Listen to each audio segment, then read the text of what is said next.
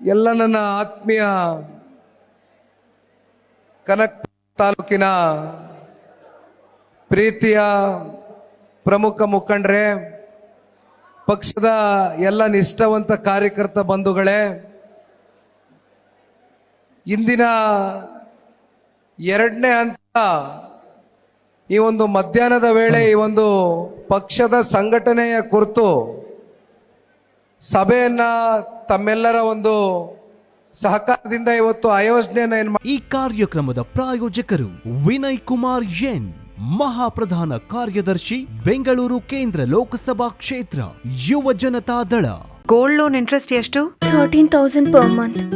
ಅಭಯನಲ್ಲಿ ಇವತ್ತಿನ gold price check ಮಾಡಿದ್ಯಾ? ಇಲ್ಲ. ಅಭಯನಲ್ಲಿ ಗೋಲ್ಡ್ ಸೇಲ್ ಮಾಡು, ಗೋಲ್ಡ್ ಇಂಟ್ರೆಸ್ಟ್ ಸೇವ್ ಮಾಡು. ಅಭಯ ಗೋಲ್ಡ್ ಬಯರ್ಸ್ ಮಾಡ್ಕೊಂಡಿದ್ದೀರಿ.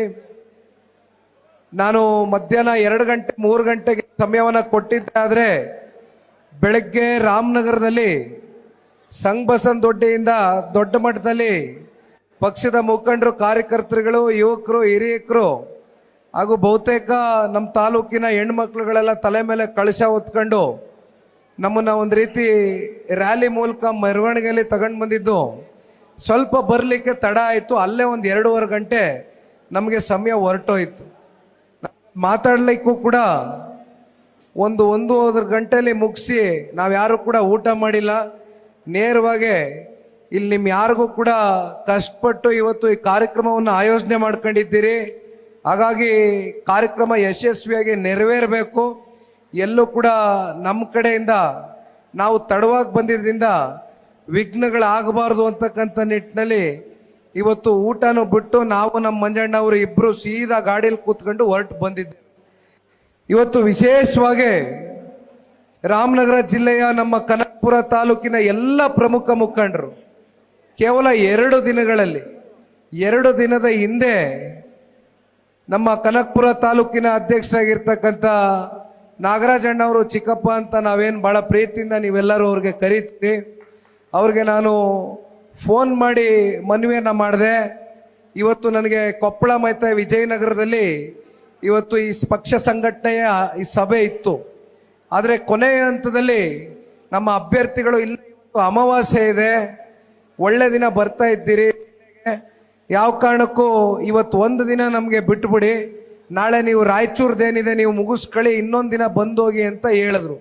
ಆಗ ನಾನು ಕೂತ್ಕೊಂಡು ಯೋಚನೆ ಮಾಡಿದೆ. ತುಮಕೂರು ಜಿಲ್ಲೆನಲ್ಲಿ ಪ್ರವಾಸ ಕೈಗೆತ್ಕೊಂಡು 8 ಕ್ಷೇತ್ರಗಳಲ್ಲಿ ಯಶಸ್ವಿಯಾಗಿ ಪ್ರವಾಸವನ್ನು ಮುಗಿಸಿದ್ವಿ. ತದನಂತರ ನಮ್ಮ ಮಾತೃ ಜಿಲ್ಲೆ, ನಮ್ಮ ತಾಯಿ ಜಿಲ್ಲೆ ಆಗಿರ್ತಕ್ಕಂಥ ರಾಮನಗರ ಜಿಲ್ಲೆಯಿಂದನೇ ಯಾಕೆ 1-2 ದಿನಗಳ ಕಾಲ ಪ್ರವಾಸ ಕೈಗೆತ್ಕೊಳ್ಬಾರ್ದು ಅಂತಕ್ಕಂಥದ್ದನ್ನ ನನ್ನ ಮನಸ್ಸಿಗೆ ಬಂದಂಥ ಸಂದರ್ಭದಲ್ಲಿ ವಿಚಾರ ನಿಮಗೆ ಮುಟ್ಟಿಸಿದೆ. ಆದರೆ ಇವತ್ತು ಮಧ್ಯಾಹ್ನ 3 ಗಂಟೆಗೆ ಬರಬೇಕಾಗಿರ್ತಕ್ಕಂಥ ನಾವು ಸ್ವಲ್ಪ ತಡ ಆದರೂ ಕೂಡ ನಮಗೆ ಭಾಳ ವಿಜೃಂಭಣೆಯಿಂದ, ಉತ್ಸಾಹಕತೆಯಿಂದ ಇವತ್ತು ಮೆರವಣಿಗೆ ಮೂಲಕ ಇವತ್ತು ಹತ್ತತ್ರ 1-2 ಕಿಲೋಮೀಟರ್ ನಮಗೆ ಸ್ವಾಗತವನ್ನು ಕೋರಿದ್ದೀರಿ. ಪ್ರೀತಿ ವಿಶ್ವಾಸ ತುಂಬ ಹೃದಯದಿಂದ ತೋರಿಸಿದ್ದೀರಿ. ಅದಕ್ಕೆ ಸದಾಕಾಲ ದೇವೇಗೌಡರ ಕುಟುಂಬ ನಿಮಗೆ ಚಿರುಣೆಯಾಗಿರುತ್ತೆ ಅಂತಕ್ಕಂಥದ್ದನ್ನ ದೇವೇಗೌಡರು, ಕುಮಾರಣ್ಣವ್ರ ಪರವಾಗಿ ಈ ಸಂದರ್ಭದಲ್ಲಿ ಒಬ್ಬ ಪಕ್ಷದ ನಿಷ್ಠಾವಂತ ಕಾರ್ಯಕರ್ತನಾಗಿ ನಿಮಗೆ ತಿಳಿಸ್ಲಿಕ್ಕೆ ಬಯಸ್ತೇನೆ. ಇಲ್ಲಿ ಭಾಳ ಜನ ಎಲ್ಲರೂ ಇರ್ತಕ್ಕಂಥವ್ರು ಪ್ರಮುಖರೇ. ಯಾಕೆಂದರೆ ಮಂಜಣ್ಣ ಅವರು ನಾವು ಇಲ್ಲಿ ಕೂತ್ಕೊಂಡಾಗ ಬರ್ಬೇಕಾದ್ರೆ ಒಂದು ವಿಚಾರ ಎತ್ತಿದ್ರು. ಅವರು ಮಾತಾಡ್ಬೇಕಾದ್ರೆ ಹೇಳ್ತಾ ಇದ್ರು, ಇಲ್ಲಣ್ಣ ಇವತ್ತು ಕಾಂಗ್ರೆಸ್ಗೆ ಹೋಗಿರ್ತಕ್ಕಂಥವ್ರು ಬಹುತೇಕರು 2ನೇ ಹಂತದ ಮುಖಂಡರುಗಳು, ಕಾರ್ಯಕರ್ತರು ಅಂತ ಏನು ಗುರುತಿಸ್ಕೊಂಡಿದ್ದಾರೆ, ಇವರೆಲ್ಲ ಜನತಾದಳದ ಔಟ್ಪುಟ್ಗಳೇ, ಪ್ರಾಡಕ್ಟ್ಗಳೇ. ದೇವೇಗೌಡರು ಸಾಹೇಬರು ಸೃಷ್ಟಿ ಮಾಡಿದಂಥವ್ರೆ ಮುಖಂಡರುಗಳು ಇವತ್ತು ಕಾಂಗ್ರೆಸ್ಗೆ ಹೋಗಿದ್ದಾರೆ ಅಂತಕ್ಕಂಥದ್ದನ್ನ ಹೇಳ್ತಾ ಇದ್ರು. ಇಲ್ಲಿ ಲೋಕೇಶ್ ಅಣ್ಣ ಅವರೇ ತಾವು ಎಲ್ಲರೂ ಲೋಕೇಶ್ ಅಣ್ಣ ಎಲ್ಲೋದ್ರು, ಕೌನ್ಸಿಲರು ಇಲ್ಲೇ ಲೋಕೇಶ್ ಅಣ್ಣ ಅವರು ಮಾತಾಡಬೇಕಾದ್ರೆ ಭಾಳ ರೋಷವೇಷದಿಂದ ಮಾತನಾಡಿದ್ರಿ. ನಾನು ಒಪ್ಕೊಳ್ತೇನೆ. ಯಾಕೆಂದರೆ ನಿಮಗೆ ಪ್ರತಿನಿತ್ಯ ಇಲ್ಲಿ ಆಗ್ತಾ ಇರ್ತಕ್ಕಂಥ, ನೀವು ಎದುರು ನೋಡ್ತಾ ಇರ್ತಕ್ಕಂಥ ಸಮಸ್ಯೆಗಳು, ಪ್ರತಿನಿತ್ಯ ನೀವು ಅನುಭವಿಸ್ತಾ ಇರ್ತಕ್ಕಂಥ ಕಷ್ಟ, ನೋವು, ಇವೆಲ್ಲವನ್ನ ಇವತ್ತು ಪಕ್ಷದ ಕಾರ್ಯಕರ್ತರುಗಳ ಭಾವನೆನ ಇವತ್ತು ನೀವು ಹೊರಗಾಕಿದ್ದೀರಿ. ಒಂದು ನಾನು ಈ ಸಂದರ್ಭದಲ್ಲಿ ತಿಳಿಸ್ಲಿಕ್ಕೆ ಬಯಸ್ತೇನೆ, ರಾಜಕೀಯದ ವೇದಿಕೆಗಳು ಮುಂಬರ್ತಕ್ಕಂಥ ದಿನಗಳಲ್ಲಿ ಜಿಲ್ಲಾ ಪಂಚಾಯತಿ, ತಾಲೂಕ್ ಪಂಚಾಯತಿ ಚುನಾವಣೆ ಬಂದಾಗ ನಾನು ಚರ್ಚೆ ಮಾಡ್ತೇನೆ. ರಾಜ್ಯ ಸರ್ಕಾರದ ವೈಫಲ್ಯತೆಗಳು, ಭ್ರಷ್ಟಾಚಾರ, ದುರಾಡಳಿತ ಎಲ್ಲವೂ ಇದೆ. ವಿಷಯಾಧಾರಿತವಾಗಿ ಚರ್ಚೆ ಮಾಡೋಣ. ಆದರೆ ಇಲ್ಲಿ ನಾನು ಇವತ್ತು ಪ್ರಮುಖವಾಗಿ ಬಂದಿರತಕ್ಕಂಥದ್ದು, ಪಕ್ಷವನ್ನು ಸಂಘಟನೆ ಮಾಡಬೇಕು. ರಾಜ್ಯದಲ್ಲಿ 58 ದಿನಗಳ ಕಾಲ ನಿರಂತರವಾಗಿ ಮಧ್ಯದಲ್ಲಿ ಒಂದೊಂದು ದಿನ ಅದು ಬಿಡುವೆ. ಯಾಕೆ ಅಂದರೆ ಮತ್ತು ಬೇರೆ ಜಿಲ್ಲೆಯವ್ರನ್ನ ಕರೆದು ಸಮಯ ನಿಗದಿ ಮಾಡ್ತಕ್ಕಂಥದ್ದಕ್ಕೆ ಒಂದೊಂದು ದಿನ ಬಿಡುವಿಟ್ಕೊಂಡಿದ್ದೀವಿ. ಬಿಟ್ಟರೆ ನಿರಂತರವಾಗಿ ಆಗಸ್ಟ್ 15ನೇ ತಾರೀಕುವರೆಗೂ ಮತ್ತು ನಾಳೆ ಬೆಳಗ್ಗೆ 4 ಗಂಟೆಗೆ ರಾಯಚೂರಿಗೆ ಹೋಗ್ತಾ ಇದ್ದೇನೆ. ಅಲ್ಲಿ ಸಿನ್ನೂರು, ಮಾನವಿಗೆ ಹೋಗಿ ಸನ್ಮಾನ್ಯ ದೇವೇಗೌಡರು ಸಾಹೇಬರು ದೇವದುರ್ಗಕ್ಕೆ ಬರ್ತಾ ಇದ್ದಾರೆ. ಅವರ ಒಂದು ಪುತ್ಥಳಿಯನ್ನು ನಿರ್ಮಾಣ ಮಾಡ್ಕೊಂಡಿದ್ದಾರೆ. ಭಾಳ ವಿಶೇಷತೆ. ಅದನ್ನು ಅವ್ರ ಮೂಲಕನೇ ಉದ್ಘಾಟನೆ ಮಾಡಬೇಕು ಅಂತಕ್ಕಂಥದ್ದು ದೇವದುರ್ಗ ತಾಲೂಕಿನ ಕಾರ್ಯಕರ್ತರು ಬಯಸ್ತಾ ಇದ್ದಾರೆ. ಹಾಗಾಗಿ ದೇವೇಗೌಡರು ಸಾಹೇಬರು ಕೂಡ ನಾಡಿದ್ದು ಈ ಪ್ರವಾಸದಲ್ಲಿ ಒಂದು 2-3 ಗಂಟೆ ನಮ್ಮ ಜೊತೆಲಿ ಬಂದು ಹೋಗ್ತಾರೆ. ಆದರೆ ಇವತ್ತು ಕನಕಪುರದಲ್ಲಿ ಏನು ಲೋಕೇಶ್ ಅಣ್ಣವರು ಕೆಲವೊಂದಷ್ಟು ವಿಚಾರಗಳನ್ನ ಭಾಳ ನೋವಿನಿಂದ ಹೇಳಿದರು. ಇಲ್ಲಿ ಕನಕಪುರದಲ್ಲಿ ನಮ್ಗೆ ಯಾರು ಕೂಡ ಇವತ್ತು ಗಂಡಿಲ್ಲ, ಯಾರು ಕೂಡ ಇವತ್ತು ಇವೆಲ್ಲವನ್ನ ಮೆಟ್ ನಿಲ್ತಕ್ಕಂಥದ್ದಕ್ಕೆ ನಮಗೆ ಮೇಟಿ ಇಲ್ಲ ಅಂತಕ್ಕಂಥದ್ರ ಬಗ್ಗೆ ನೀವೆಲ್ಲ ಮನಸ್ಸಿನಲ್ಲಿ ದಯವಿಟ್ಟು ಅದನ್ನು ಇವತ್ತಿನಿಂದ ತೆಗೆದಾಕಿ ನಾನು ಮುಂಬರ್ತಕ್ಕಂಥ ವಿಧಾನಸಭೆಯ ಸಾರ್ವತ್ರಿಕ ಚುನಾವಣೆ ಬಗ್ಗೆ ಇವತ್ತು ಮಾತಾಡೋದಿಲ್ಲ. ನನ್ನ ಕಣ್ಮುಂದೆ ಇರ್ತಕ್ಕಂಥದ್ದು ಮೊದಲು ಡಿಸೆಂಬರ್ ತಿಂಗಳಲ್ಲಿ ನಡೀತಾ ಇರ್ತಕ್ಕಂಥ, ನಾವು ಎದುರು ನೋಡ್ತಾ ಇರ್ತಕ್ಕಂಥ ಗ್ರಾಮ ಪಂಚಾಯಿತಿ ಚುನಾವಣೆ. ಗ್ರಾಮ ಪಂಚಾಯಿತಿ ಚುನಾವಣೆಗಳಲ್ಲಿ ವಿಶೇಷವಾಗಿ ಇವತ್ತು ನಾನೊಂದು ಮಾತನ್ನ ಕೊಡ್ತಾ ಇದ್ದೇನೆ. ಯಾವ ಕಾರಣಕ್ಕೂ ನಿಮ್ಮ ಕೈನ ಬಿಡ್ತಕ್ಕಂಥ ಪ್ರಶ್ನೆ ಇಲ್ಲ.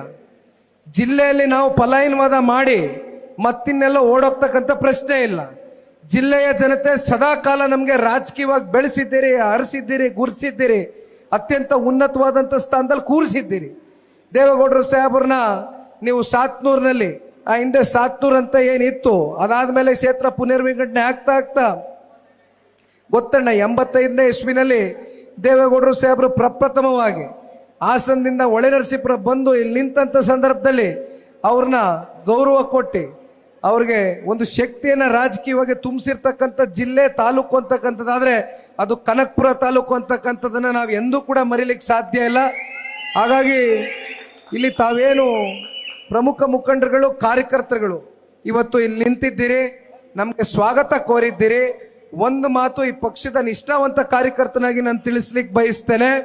ಗ್ರಾಮ ಪಂಚಾಯಿತಿ ಮಟ್ಟದಲ್ಲಿ ಚುನಾವಣೆಗಳು ಇವತ್ತು ಒಂದು ರಾಜಕಾರಣದ ಬೇರನ್ನ ಸೃಷ್ಟಿ ಮಾಡ್ತಕ್ಕಂಥ ಚುನಾವಣೆಗಳು. ಹಾಗಾಗಿ ನೀವೆಲ್ಲ ಬಹಳ ಜನ ಇವತ್ತು ಆ ಚುನಾವಣೆಯಲ್ಲಿ ಸ್ಪರ್ಧೆ ಮಾಡಬೇಕು ಅಂತಕ್ಕಂಥ ಆಕಾಂಕ್ಷಿತರು ಬಹಳ ಜನ ಇರ್ತೀರಿ, ಇಲ್ಲ ಅಂತ ಏನಿಲ್ಲ. ನಾವು ಸ್ವಲ್ಪ ನಿಮ್ಮ ಜೊತೆ ನಿಂತು ಬೆನ್ ತಟ್ಟಿದ್ರೆ 100ಕ್ಕೆ 100 ನೀವೆಲ್ಲ ಮುಂದೆ ಬರ್ತೀರಿ ಅಂತಕ್ಕಂಥ ಆತ್ಮವಿಶ್ವಾಸ ನನ್ನಲ್ಲಿದೆ. ಹಾಗಾಗಿ ಆ ಬೆನ್ ತಡ್ತಕ್ಕಂಥ ಕೆಲಸ ನಿಮ್ಮ ಜೊತೆಯಲ್ಲಿ ಸದಾಕಾಲ ಮಾಡ್ತೇನೆ. ಗ್ರಾಮ ಪಂಚಾಯಿತಿ ಚುನಾವಣೆಯನ್ನ ಮೊದಲು ನಾವು ಮುಂದಿಟ್ಕೊಂಡು ಹೋಗೋಣ, ಭಾಳ ದೂರ ಹೋಗೋದು ಬೇಡ. ಇನ್ನು ವಿಧಾನಸಭಾ ಚುನಾವಣೆ 3 ವರ್ಷ ಇದೆ. ಇನ್ನು ಜಿಲ್ಲಾ ಪಂಚಾಯಿತಿ, ತಾಲೂಕ್ ಪಂಚಾಯಿತಿ, ಸರ್ಕಾರ ಜಿಲ್ಲಾ ಪಂಚಾಯಿತಿ, ತಾಲೂಕ್ ಪಂಚಾಯಿತಿ ಚುನಾವಣೆಯನ್ನು ನಡೆಸ್ತಕ್ಕಂಥದಕ್ಕೆ ಬಹುಶಃ ಅವರಿಗೆ ಒಳಗಡೆ ಕಳೆದ 2 ವರ್ಷದಿಂದ ಅವ್ರು ನೀಡಿರ್ತಕ್ಕಂಥ ಆಡಳಿತ ಯಾವ ರೀತಿ ಇವತ್ತು ಜನರು ಅವ್ರನ್ನ ತಿರಸ್ಕಾರ ಮಾಡ್ಬೋದು ಮುಂದಿನ ದಿನಗಳಲ್ಲಿ ಅಂತಕ್ಕಂಥ ಅವ್ರಿಗೆ ಒಳಗಡೆ ಆತಂಕ ಇದೆ. ಕೋರ್ಟು ಚೀಮಾರಿ ಹಾಕಿದೆ, ಚುನಾವಣೆ ಮಾಡಿ ಅಂತ ಇದೆ ಕೋರ್ಟು. ಆದರೂ ಕೂಡ ಸರ್ಕಾರ ಇವತ್ತು ZPTP ಚುನಾವಣೆ ಡೇಟ್ ನಿಗದಿ ಮಾಡ್ತಕ್ಕಂಥದಕ್ಕೆ ಇನ್ನೂ ಕೂಡ ಮೀನಮೇಷ ಎಣಿಸ್ತಾ ಇದ್ದಾರೆ. ಅಂದ್ರೆ ಬಹುಶಃ ಅವರಲ್ಲಿ ಏನೋ ಒಂದು ಆತ್ಮವಿಶ್ವಾಸದ ಒಂದು ಕೊರತೆ ಎದ್ದು ಕಾಣ್ತಾ ಇದೆ ಅಂತಕ್ಕಂಥದ್ದು ಇದು ಬಹಳ ಸ್ಪಷ್ಟವಾಗಿ ಕಾಣ್ತದೆ. ಆದರೆ ಗ್ರಾಮ ಪಂಚಾಯಿತಿ ಚುನಾವಣೆ ನಡೀಲೇಬೇಕು. ಅದು ಪಕ್ಷದ ಚಿಹ್ನೆನಲ್ಲಿ ಅಧಿಕೃತವಾಗಿ ನಡೀದೆ ಹೋದ್ರೂ ಕೂಡ ಅಧಿಕೃತವಾಗಿ. ಆದರೆ ನಮ್ಮ ಪಕ್ಷದ ಬೆಂಬಲಿತ ಅಭ್ಯರ್ಥಿಗಳು ನೀವು ನಿಂತ್ಕೊಳ್ತೀರಿ. ನಾನೊಂದು ಮಾತನ್ನು ಹೇಳ್ತೀನಿ ಚಿಕ್ಕಪ್ಪ ಅವರಿಗೆ, ದಯಮಾಡಿ ಇಲ್ಲಿ ಎಲ್ಲರೂ ಪ್ರಮುಖ ಮುಖಂಡರುಗಳಿದ್ದೀರಿ, ಒಂದು ತಂಡ ಮಾಡ್ಕೊಳ್ಳಿ. ಎಲ್ಲ ಹೋಬಳಿಗಳಿಗೂ ಹೋಗಿ, ಪಂಚಾಯಿತಿಗಳಿಗೆ ಹೋಗಿ, ಹಳ್ಳಿಗಳಿಗೆ ಹೋಗಿ, ಬೂತ್ ಲೆವೆಲ್ಗೆ ಹೋಗಿ ಒಂದು ಪಟ್ಟಿ ಮಾಡ್ಕೊಂಬನ್ನಿ. ನಾವೆಲ್ಲ ಸಾಮೂಹಿಕವಾಗಿ ಒಂದು ರೌಂಡ್ ಲೀಡರ್ಗಳು, ಕುಮಾರಣ್ಣವರು ಇರ್ತಾರೆ, ಮಂಜಣ್ಣವರು ಇರ್ತಾರೆ ಜೊತೆಯಲ್ಲಿ, ನಮ್ಮ ಜಿಲ್ಲಾಧ್ಯಕ್ಷರು ಮತ್ತು ನಿಕಟಪೂರ್ವ ಶಾಸಕರು, ಮಾಗಡಿ ತಾಲೂಕು ನನಗೆ ಬಲಗೈ ಬಂಟರಾಗಿ ಜಿಲ್ಲೆನಲ್ಲಿ ಇವತ್ತು ನನಗೊಂದು ಶಕ್ತಿನ ತುಂಬಿಸ್ತಾ ಇದ್ದಾರೆ ಪ್ರತಿ ಹಂತದಲ್ಲೂ. ಮಂಜಣ್ಣವ್ರ ಬಗ್ಗೆ ನಾನು ಹೇಳಬೇಕು ಅಂತಕ್ಕಂಥದ್ದಾದರೆ ಅವ್ರನ್ನೂ ನೀವು ನೋಡ್ಕೊಂಬಂದಿದ್ದೀರಿ, ನಾವೆಲ್ಲ ನಿಮ್ಮ ಜೊತೆನಲ್ಲಿದ್ದೀವಿ. ಸಾಮೂಹಿಕವಾಗಿ ಕೂತು ಕುಮಾರಣ್ಣನ ಜೊತೆ ನೀವು ತಗೋಬೇಕು ಅಂತಕ್ಕಂಥದ್ದು ನೀವುಗಳು ನಮಗೆ ಡೈರೆಕ್ಷನ್ಸ್ ಕೊಡ್ತಿರೋ. ಆ ಡೈರೆಕ್ಷನ್ಸ್ ಮೇಲೆ ಕನಕಪುರ ತಾಲೂಕಿನಲ್ಲಿ ಪಕ್ಷ ಬೇರು ಮಟ್ಟದಿಂದ ಕಟ್ತಕ್ಕಂಥ ಪ್ರಾಮಾಣಿಕ ಕೆಲಸವನ್ನು ನಾವು ಮಾಡೋಣ. ಯಾವ ಕಾರಣಕ್ಕೂ ಇಟ್ಟಿರ್ತಕ್ಕಂಥ ಹೆಜ್ಜೆನ ವಾಪಸ್ಸು ಹಿಂತಗೊಳ್ತಕ್ಕಂಥ ಪ್ರಶ್ನೆ ಇಲ್ಲ. ಇದು ದೇವೇಗೌಡರ ಕುಟುಂಬ ಎಂದೂ ಕೂಡ ರಾಜಕೀಯವಾಗಿ ಸೋಲು ಏಳು ಬೀಳು ಎಲ್ಲವನ್ನ ನೋಡಿದ್ದೇವೆ. ನಾವು ಸೋತ್ವಿ ಅಂದ ಮಾತ್ರಕ್ಕೆ ಎದುರ್ಕೊಂಡು ಮನೆಯಲ್ಲಿ ಸೇರ್ಕೊಳ್ತಕ್ಕಂಥ ಜಾಯಮಾನ ನಂದಂತೂ ಅಲ್ಲ. ನಾನು ಬಹಳ ಸ್ಪಷ್ಟವಾಗಿ ಹೇಳ್ತೇನೆ. ಇದೇ 2019 ಲೋಕಸಭಾ ಚುನಾವಣೆಯಲ್ಲಿ ಆಗಿನ್ನೂ ನನಗೆ ವಯಸ್ಸು ಚಿಕ್ಕದು.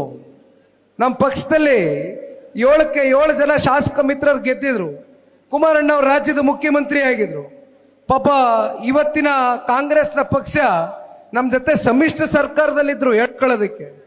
ಆದರೆ ಅವತ್ತು ನನ್ನ ಸೋಲಿಗೆ ಕಾರಣ ಯಾರಾದರೂ ಅವತ್ತು ಕಾಂಗ್ರೆಸ್ ಜೊತೆಲಿದ್ದು ಬೆನ್ನಿಗೆ ಚೂರಿ ಚುಚ್ಚಿದ್ರು. ಮತ್ತು ರಾಮನಗರಕ್ಕೆ ಬರ್ತೀನಿ. ರಾಮನಗರದಲ್ಲಿ ಒಂದು ಕಡೆ ಮಾಗಡಿ, ಒಂದು ಕಡೆ ಕುಣಿಗಲ್ಲು, ಇನ್ನು ಬಹುತೇಕ ಒಂದು 10-11 ಕ್ಷೇತ್ರಗಳು ರಾಮನಗರನು ಸೇರಿದಂತೆ ಅತ್ಯಂತದ ರಾತ್ರಿ ಪಾಪ ಇಲ್ಲೊಬ್ರು ಮಹಾನ್ ಭಾವರು ಮಾಜಿ ಸಂಸದರಿದ್ರಲ್ಲ, ಮಹಾನ್ ಭಾವರು, ಅವರ ಬ್ರೇನ್ ಚೈಲ್ಡು, ಅವರ ಪಾಪ ಆ ಏನು ಚಾಣಾಕ್ಷತನದ ರಾಜಕಾರಣ ರಾತ್ರಿ ಜನಕ್ಕೆ ಪಾಪ ಮುಗ್ಧ ಜನತೆಗೆ ಕೆಲವೊಂದಷ್ಟು ಜನಕ್ಕೆ ಯಾಮಾರಿಸ್ತಕ್ಕಂಥಕ್ಕೋಸ್ಕರ ಅದೆಂಥದೋ ರೇಷನ್ ಕೊಡ್ತೀವಿ 5,000 ಸಾವಿರ ರೂಪಾಯಿ ನಮಗೆ ಮತ ಹಾಕಿದ್ರೆ ಅಂತ ಸುಳ್ಳೇಳಿ ಮತ ಹಾಕ್ಸ್ಕೊಂಡ್ರಲ್ಲ. ನಾಚಿಕೆ ಆಗೋದಿಲ್ವ? ಕೊನೆಗೆ ಪಾಪ ಅದೇನು ಕಾರ್ಡ್ಗಳನ್ನ ತಗೊಂಡು ಇಟ್ಕೊಂಡಿದ್ರು ಅವ್ರಿಗೆ 5,000 ರೂಪಾಯಿ ಕೊಟ್ಟದು ನಾನು ತಪ್ಪು ಅಂತ ಹೇಳೋದಿಲ್ಲ. ಕೆಲವೊಂದಷ್ಟು ಸಮಾಜಗಳು ಇವತ್ತಿಗೂ ಕೂಡ ನಮ್ಮ ರಾಜ್ಯ ಇಷ್ಟು ದೊಡ್ಡ ಮಟ್ಟದಲ್ಲಿ ಒಂದು ದೊಡ್ಡ ಸ್ಥಾನದಲ್ಲಿ ಇರ್ತಕ್ಕಂಥ ರಾಜ್ಯ ಬಹಳ ವೇಗ ಕಂಡಿದೆ. ಆದರೂ ಕೂಡ ಕೆಲವೊಂದಷ್ಟು ಸಮಾಜಗಳು, ಕೆಲವೊಂದು ವರ್ಗಗಳು ಇನ್ನೂ ಕೂಡ ಆರ್ಥಿಕವಾಗಿ, ಶೈಕ್ಷಣಿಕವಾಗಿ, ಸಾಮಾಜಿಕವಾಗಿ ಹಿಂದುಳಿದಿದ್ದಾರೆ. ಅವ್ರಿಗೆ 5,000 ರೂಪಾಯಿ ದೊಡ್ಡದನ್ಸಿದೆ. ಅವತ್ತು ನಾನು ತಪ್ಪಂತ ಹೇಳೋದಿಲ್ಲ. ನಾನು ಯಾವತ್ತೂ ಕೂಡ ಮತದಾರರ ಮೇಲೆ ದೂಷಣೆ ಮಾಡಿಲ್ಲ, ಮಾಡೋದೂ ಇಲ್ಲ. ಆದರೆ ಮತದಾರರನ್ನ ಓಲೈಸ್ಕೊಳ್ಳೋದಕ್ಕೋಸ್ಕರ ಈ ರೀತಿ ಚುನಾವಣೆ ಸಂದರ್ಭದಲ್ಲಿ ನೀವು ವಾಮಮಾರ್ಗವನ್ನು ಹಿಡಿತಕ್ಕಂಥದ್ದು, ಯಾಮಾರಿಸಿ ಇನ್ನೇನು ಬಿಡಪ್ಪ ಒಂದ್ಸಲಿ ಮತ ಹಾಕಿದ ಮೇಲೆ 5 ವರ್ಷ ಇನ್ನೇನು ನಮ್ನ ಯಾರನ್ನು ಅಳ್ಳಾಡ್ಸಕ್ಕಾಗೋದಿಲ್ಲ ಅಂತ ನಿಮ್ಮ ಈ ಉದ್ದಟತನದ ಮನಸ್ಥಿತಿಗೆ ಇವತ್ತು ಕನಕಪುರ ತಾಲೂಕಿನ ಜನತೆ 83,000 ಮತ JDS BJP ಅಭ್ಯರ್ಥಿಗಳಾದಂಥ ಡಾಕ್ಟರ್ ಮಂಜುನಾಥ್ ಅವ್ರಿಗೆ ಕೊಡುವ ಮೂಲಕ ಇವತ್ತು ಈ ಭಾಗದಲ್ಲಿ ಇರ್ತಕ್ಕಂಥ ಉಪಮುಖ್ಯಮಂತ್ರಿಗಳ ಪಾಪ ಇವತ್ತು ಡೈರಿ ಚುನಾವಣೆ, ಓಹೋ ಏನಪ್ಪ ಡೈರಿ ಚುನಾವಣೆ ನಡೆದಿದ್ದ ರೀತಿ, ಏನ್ರಿ ನಡೆದಿದ್ದು ಚುನಾವಣೆ. ಕುಮಾರಣ್ಣವರು ಈ ರಾಜ್ಯದಲ್ಲಿ ನಮ್ಮ ಜಿಲ್ಲೆನಲ್ಲಿ ಎಷ್ಟು ವರ್ಷ ಆಡಳಿತ ಮಾಡಿದ್ರು? ಒಂದಿನ ಆದರೂ ಅವ್ರೇನಾದರೂ ಅವರು ಆಡಳಿತದಲ್ಲಿ ಮಧ್ಯದಲ್ಲಿ ಹಸ್ತಕ್ಷೇಪ ಮಾಡ್ತಕ್ಕಂಥದ್ದು, ಮಧ್ಯದಲ್ಲಿ ಇಲ್ಲಪ್ಪ ಡೈರಿ ಚುನಾವಣೆ ನಾವು ಸೋತಕ್ತ ನಮ್ಮ ಅಭ್ಯರ್ಥಿ ಅಂತ ಪಾಪ ಹುಡುಕಿ ಆ ಚನ್ನಪಟ್ಟಣದಲ್ಲಿ ಆ ಜೈಮುತ್ತು ಗೆದ್ದೋಯ್ತಾನೆ, 3ನೇ ಬಾರಿ ನಿರ್ದೇಶಕ ಆಯ್ತಾನೆ ಅಂತ 17 ಸೊಸೈಟಿಗಳನ್ನ ನಮ್ಮ ಜೊತೆನಲ್ಲಿ ಇರ್ತಕ್ಕಂಥವ್ರನ್ನ ಬೇಕು ಅಂತ ಹುಡುಕಿ ಸೂಪರ್ ಸೀಡ್ ಮಾಡಿದ್ರು. ಜೈಮುತ್ತುನ ಡಿಸ್ಕ್ವಾಲಿಫಿಕೇಶನ್ ಮಾಡ್ಬಿಡ್ಬೇಕು ಚುನಾವಣೆ ನಿಲ್ದೇ ಇರಂಗೆ ಅಂತ. ಪಾಪ ಅವನೊಂದ್ ಕಡೆ ಚುನಾವಣೆ ಮಾಡ್ಬೇಕಾ, ಇನ್ನೊಂದ್ ಕಡೆ ಕೋರ್ಟ್ ಕಚೇರಿನ ಹೋಗ್ಬೇಕು. ಈ ರೀತಿ ಯಾವತ್ತಾದ್ರೂ ಕುಮಾರಣ್ಣ ಅವ್ರು ಮಾಡ್ಕೊಂಬಂದವ್ರ? ಆದ್ರೆ ಒಂದು ಮಾತನ್ನ ಇವತ್ತು ಕನಕಪುರ ತಾಲೂಕಿನಲ್ಲಿ ನಾನು ಹೇಳಲಿಕ್ಕೆ ಬಯಸ್ತೇನೆ.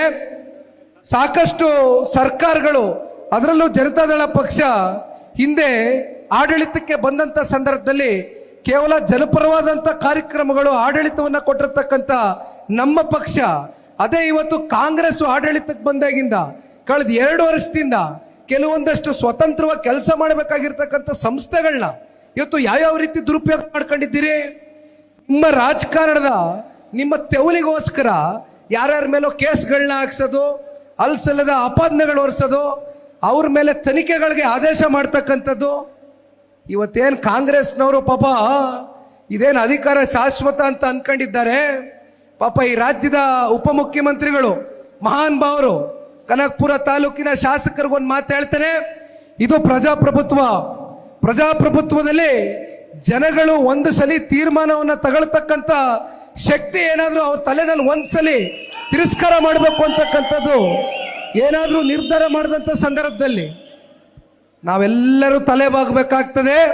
ಈ ರಾಜ್ಯದ ಉಪಮುಖ್ಯಮಂತ್ರಿಗಳೇ, ನಮಗಿವತ್ತು ತೋರಿಸ್ಕಟ್ಟಿದ್ದೀರಿ ಯಾವ ರೀತಿ ದ್ವೇಷದ ರಾಜಕಾರಣ ಮಾಡಬೇಕು, ಯಾವ ರೀತಿ ಒಬ್ಬರನ್ನ ರಾಜಕೀಯವಾಗಿ ಬಲಿಪಶು ಮಾಡಬೇಕು ಅಂದ್ರೆ ಕೆಲವೊಂದಷ್ಟು ಸ್ವತಂತ್ರವಾಗಿ ಕೆಲಸ ಮಾಡಬೇಕಾಗಿರ್ತಕ್ಕಂಥ ಸಂಸ್ಥೆಗಳನ್ನ ಮುಂದಿಟ್ಕೊಂಡು ಇವತ್ತು ಎಂಕ್ವೈರಿಗಳನ್ನ ಮಾಡಿಸ್ತಕ್ಕಂಥದ್ದು.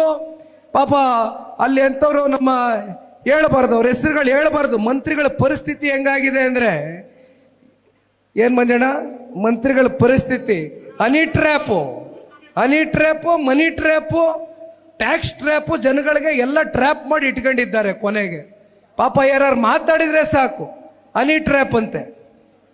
ಪಾಪ ಹೇಳ್ತಾರೆ ರಾಜ್ಯದ ಉಪಮುಖ್ಯಮಂತ್ರಿಗಳು, ನೀವು ಹಲೋ ಅಂದ್ರೆ ಹಲೋ ಅಂತಾರೆ. ಆ ಹಲೋ ಅಂತ ಹೇಳಿಸ್ದವ್ರು ಯಾರು?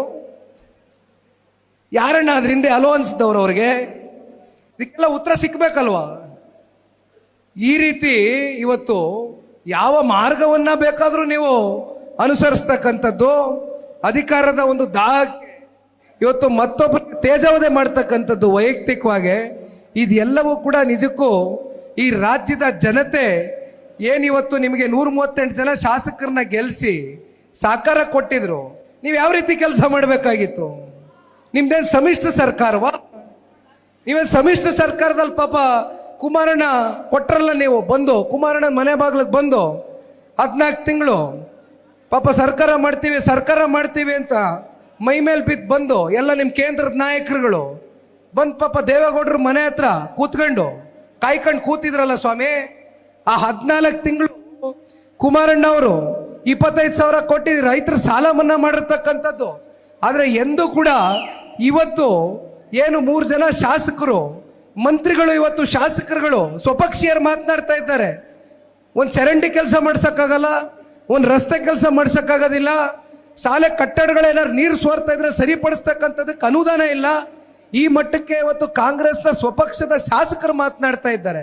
ಇದು ಎಂದಾದ್ರೂ ಕೂಡ ಕುಮಾರಣ್ಣ ಅವರ ಆಡಳಿತದಲ್ಲಿ 25,000 ಕೊಟ್ಟು ನಾನು ಸಾಲ ಮನ್ನಾ ಮಾಡಿಬಿಟ್ಟೆ, ನನಗೆ ಅಭಿವೃದ್ಧಿಗೆ ದುಡ್ಡಿಲ್ಲ, ನನಗೆ ಹಣಕಾಸಿಲ್ಲ, ನಾನು ಈ ರಾಜ್ಯದ ಅಭಿವೃದ್ಧಿಗೆ ನನ್ನ ಕೈಲಿ ಏನು ಮಾಡೋಕ್ಕಾಗಲ್ಲ ಅಂತಕ್ಕಂಥದ್ದು ಕೈ ಕಟ್ಟೆ ಕಟ್ಕೊಂಡು ಕೂತಿದ್ರೆ ಅವತ್ತಾರ ಕುಮಾರಣ್ಣ ಅವರು ಒಂದು ಮಾತು ಕುಮಾರಣ್ಣ ಅವ್ರ ಮನೆ ಹೇಳಿದ್ರು. ಇಲ್ಲಿ ಬಹಳ ಜನ ತಾಯಂದ್ರಗಳು ಬಂದಿದ್ದೀರಮ್ಮ, ಇವತ್ತು ಗೃಹಲಕ್ಷ್ಮಿ ಯೋಜನೆ ಅಂತ ಪಾಪ ಕಾಂಗ್ರೆಸ್ನ ಮಹಾನ್ ಭಾವರು ಅವರ ಪ್ರಣಾಳಿಕೆಯಲ್ಲಿ ಹೇಳ್ಕೊಂಡ್ರು. ಗೃಹಲಕ್ಷ್ಮಿ ಯೋಜನೆ ನಿಮಗೆ ಯಾವಾಗ ಬರುತ್ತೆ? ಯಾವುದಾದ್ರೂ ಚುನಾವಣೆ ಬರ್ತಾ ಇದೆ, MP ಚುನಾವಣೆ ಬಂದಾಗ, ಮುಂದೆ ಯಾವ್ದಾದ್ರು ZPTP ಚುನಾವಣೆ ಬಂದಾಗ, MLA ಚುನಾವಣೆ ಬಂದಾಗ ಗೃಹಲಕ್ಷ್ಮಿ ಯೋಜನೆ ನಿಮ್ಗೆ ಬರ್ಬೋದೇನೋ, ನನಗೆ ಗೊತ್ತಿಲ್ಲ ಅದು ಎಷ್ಟರ ಮಟ್ಟಕ್ಕೆ ಇಲ್ಲಿವರೆಗೂ ಸಮರ್ಪಕವಾಗಿ ಬಳಕೆ ಆಗ್ತಾ ಇದೆ ಅಂತ. ಅದು ಏನು ಇಷ್ಟೆಲ್ಲ ಟ್ಯಾಕ್ಸ್ಗಳಾಕಿ ಉಸಿರಾಡೋ ಗಾಳಿಗೊಂದು ಟ್ಯಾಕ್ಸ್ ಇಲ್ಲ ಅಷ್ಟೇ, ಪ್ರತಿ ಹಂತದಲ್ಲೂ ತೆರಿಗೆ ಕಟ್ತಾ ಇದ್ದಾರೆ ಇವತ್ತು ರಾಜ್ಯದ ಜನತೆ. ಇಷ್ಟು ತೆರಿಗೆ ಕಟ್ಸ್ಕೊಳ್ತಕ್ಕಂಥದ್ದು ಏನಾದರೂ ಕುಮಾರಣ್ಣ ಈ ರಾಜ್ಯದ ಮುಖ್ಯಮಂತ್ರಿಗಳಾಗಿ ಆಡಳಿತ ಮಾಡಿದಂಥ ಸಂದರ್ಭದಲ್ಲಿ ಮಾಡಿದ್ರೆ ಇವತ್ತು 2,000 ರೂಪಾಯಿ ಅಲ್ಲ 5,000 ರೂಪಾಯಿ ಕೊಡೋರು ಕುಮಾರಣ್ಣ ಅವರು ಪ್ರತಿ ತಿಂಗಳು ನಿಮ್ಮ ಖಾತೆಗಳಿಗೆ. ಹಾಗಾಗಿ ಇನ್ನು ಸಾಕಷ್ಟು ವಿಚಾರಗಳಿದೆಯಣ್ಣ. ಸಮಯ ಈಗಾಗಲೇ ಹತ್ತತ್ರ 6 ಗಂಟೆ ಆಗೋಯ್ತು, ಹಾಲು ಕರಿಯೋ ಸಮಯನೂ ಮುಗಿದೋಗದೆ.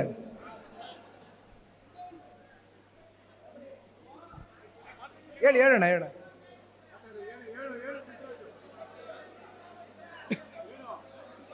ದಯಮಾಡಿ ಅಣ್ಣ, ಕೊನೆಗೆ ಹೇಳ್ತೇನೆ, ಇವತ್ತು ಈ 58 ದಿನದ ನನ್ನ ರಾಜ್ಯ ಪ್ರವಾಸ ಏನಿದೆ ಇದು ಪಕ್ಷದ ಸಂಘಟನೆಯ ದೃಷ್ಟಿಯಿಂದ ಇನ್ನು 3 ವರ್ಷ ನಾವು ವಿಧಾನಸಭಾ ಚುನಾವಣೆಯನ್ನ ಎದುರಿಸ್ತಕ್ಕಂಥದಕ್ಕೆ ಸಮಯಾವಕಾಶ ಇದೆ.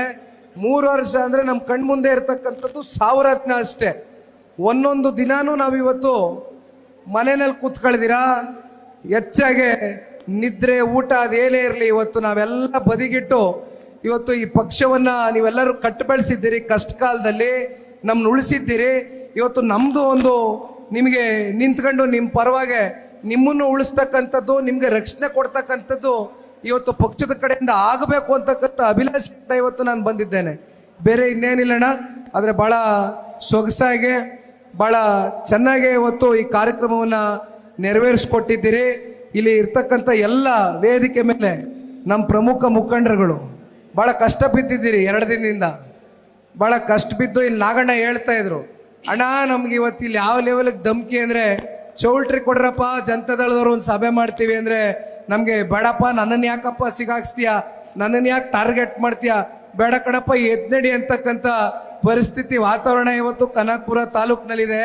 ಇದ್ರ ಮಧ್ಯನೂ ಕೂಡ ನಾವು ಸವಾಲಾಗಿ ಸ್ವೀಕಾರ ಮಾಡಿ ಇವತ್ತು ಈ ಕಾರ್ಯಕ್ರಮವನ್ನ ನೀವು ಬರ್ತಾ ಇದ್ದೀರಿ ಅಂತ ಯಶಸ್ವಿಗೊಳಿಸಕ್ ಪ್ರಾಮಾಣಿಕವಾಗಿ ನಾವೆಲ್ಲರೂ ಮುಖಂಡರುಗಳು ಕೈ ಜೋಡಿಸಿದೀವಿ ಅಂತ ನಾಗಣ್ಣ ಅವ್ರು ಹೇಳ್ತಾ ಇದ್ರಣ್ಣ. ದಯಮಾಡಿ ಎದ್ರದು ಬೇಡ. ನಾನು ಮತ್ತೆ ಹೇಳ್ತೀನಿ, ಲೋಕಣ್ಣನಿಗೆ ಮುಂದೆ ನಾನು MLA ಚುನಾವಣೆವರೆಗೂ ನಾನು ಇವತ್ತು ಚರ್ಚೆ ಮಾಡಲ್ಲ. ಇನ್ನು 3 ವರ್ಷಗಳ ಕಾಲ ನಾನು ಒಂದು ಕಡೆ ರಾಜ್ಯ ಪ್ರವಾಸ ಇರ್ಬೋದು, ಆದರೆ ವಿಶೇಷವಾಗಿ ನಮಗೆ ನಮ್ಮ ಜಿಲ್ಲೆಯ ಜನತೆ, ವಿಶೇಷವಾಗಿ ಕನಕಪುರ ತಾಲೂಕು ಸೇರಿದಂತೆ ನೀವೆಲ್ಲರೂ ನಮಗೆ ರಾಜಕೀಯವಾಗಿ ಬೆಳೆಸಿದ್ದೀರಿ, ನಮ್ಮನ್ನ ಗುರುತಿಸಿದ್ದೀರಿ. ಈಗ ನಾವು ನಿಮ್ಮ ಜೊತೆಯಲ್ಲಿ ನಿಂತ್ಕೊಳ್ತಕ್ಕಂಥ ಸಮಯ ಇದೆ. ನಿಮ್ಮ ಜೊತೆಯಲ್ಲಿ ನಿಲ್ತೇವೆ. ಯಾರು ಒಳಗಡೆ ಆತಂಕ ಪಡ್ತಕ್ಕಂಥದ್ದು ಬೇಡ. ನಿಖಿಲ್ ಕುಮಾರಸ್ವಾಮಿನೇ ಇಲ್ಲಿ ಮುಂದಾಳತ್ವವನ್ನು ವಹಿಸ್ತಾನೆ, ನೇತೃತ್ವವನ್ನು ವಹಿಸ್ತಾನೆ ಪಕ್ಷದ ಸಂಘಟನೆಗೆ ಅಂತಕ್ಕಂಥದ್ದನ್ನ ಬಹಳ ಸ್ಪಷ್ಟವಾಗಿ ಹೇಳ್ತೀನಿ. ಯಾರು ಕೂಡ ಅನುಮಾನ ಪಡಬೇಡಿ. ಎಲ್ಲ ಧೈರ್ಯವಾಗಿ ಇಟ್ಟಿರ್ತಕ್ಕಂಥ ಹೆಜ್ಜೆನ ಬಹಳ ವೇಗವಾಗಿ ಮುಂದಕ್ಕೆ ನುಗ್ಗೋಣ ಅಂತಕ್ಕಂಥದ್ದನ್ನ ಹೇಳ್ತಾ ಮತ್ತೆ ನನಗೆ ಮಾತನಾಡೋದಕ್ಕೆ ಅವಕಾಶ ಮಾಡಿಕೊಟ್ಟಂತ ಎಲ್ಲ ಪಕ್ಷದ ಮುಖಂಡರು, ಕಾರ್ಯಕರ್ತರಿಗೆ ನಾನು ವಂದಿಸಿ ನನ್ನ ಮಾತನ್ನ ಮುಗಿಸ್ತೇನೆ. ಧನ್ಯವಾದ. ಆಮೇಲೆ ಒಂದೇ ಒಂದು ಮನವಿ ಇದೆ. ಚಿತ್ರರಂಗದಲ್ಲಿ ನಿರ್ಮಾಪಕರಾಗಿ RS ಅಂತ ಅವ್ರನ್ನ ಬಹಳ ಪ್ರೀತಿಯಿಂದ ಬಹಳ ಜನ ಅವ್ರನ್ನ ಪ್ರೀತಿಸ್ತಕ್ಕಂಥ ಜನ ಏನು ಕರೀತಾರೆ, ಶ್ರೀನಿವಾಸರವರು, ಅವರು ಪಕ್ಷಕ್ಕೆ ಇವತ್ತು ಅಧಿಕೃತವಾಗಿ ಸೇರ್ಪಡೆ ಆಗಿದ್ದಾರೆ. ಪಕ್ಷದ ಎಲ್ಲ ಪ್ರಮುಖ ಮುಖಂಡರು, ಕಾರ್ಯಕರ್ತರ ಪರವಾಗಿ ಅವ್ರಿಗೆ ಅಭಿನಂದನೆಗಳನ್ನ ಕೋರ್ತಾ ಪಕ್ಷದ ಸಂಘಟನೆಗೆ ಶ್ರೀನಿವಾಸ್ ಅವರು ಕೂಡ ಇವತ್ತು ದುಡಿತೇನೆ ಅಂತಕ್ಕಂಥದ್ದನ್ನ ಹೇಳುವ ಮೂಲಕ ಪಕ್ಷಕ್ಕೆ ಒಂದು ಶಕ್ತಿಯನ್ನು ತುಂಬಿಸ್ಕೊಟ್ಟಿದ್ದಾರೆ. ಧನ್ಯವಾದ ಅಣ್ಣ. ಭಗವಂತ ಒಳ್ಳೇದು ಮಾಡಲಿ. ನಿಮ್ಮ ಜೊತೆಲಿ ಪಕ್ಷ ಇರುತ್ತೆ.